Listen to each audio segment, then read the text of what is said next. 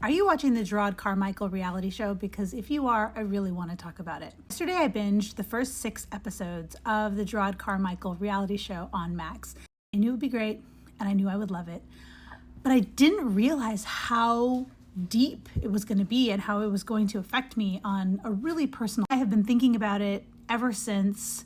Every episode kind of touches on something that we've all been through, either with our family or with people we've dated or friends. Maybe some things are not as extreme for most of us as they are for him or as depicted in the show. I did not expect for so many things to resonate on a really personal level.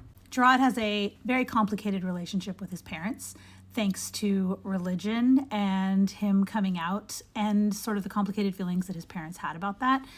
I am a recovering Catholic myself. My mother was a nun. So there were a lot of things that I did growing up that were not accepted and were very problematic for her. Now, I can't say that I understand his exact situation, obviously, but there were some conversations that he had with his mother where she said things that sounded very familiar and leaning on religion as opposed to listening to her son and supporting her son. It's fascinating how the psychology behind religion works in situations like this. There's another episode where he's talking to his father around a campfire, and he brings up a very uncomfortable topic. And his dad looks like he is getting ready to flee the scene. And I laughed out loud because I thought, that's exactly what my dad would do. If I brought up something that was a little bit uncomfortable, he would look at me and go, conversation over, and then he'd leave.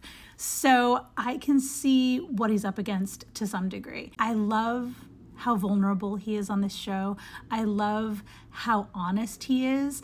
And it's interesting because his masked friend, who most of us know is Bo Burnham, says to him at the beginning, you're doing this thing and it's a little bit, performative and it's a little bit masturbatory. It's funny, but at the same time, it's also true, but if you think about it, isn't kind of everything we do a little bit performative and occasionally a little bit masturbatory? I don't know if I can say that word on here. I might get in trouble for that. I guess we'll find out.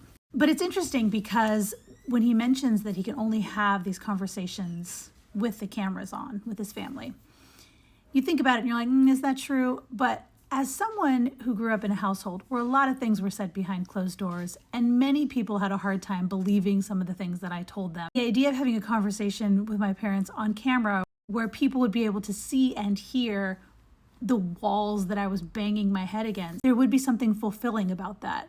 And yeah, it's not the greatest. And it's a weird sort of layered thing, but I can see why he's doing it. And if it's how he's processing his trauma and if it's how he's moving past it, then that's great. There are other episodes, such as his friend's wedding. I'd love to talk to someone about that.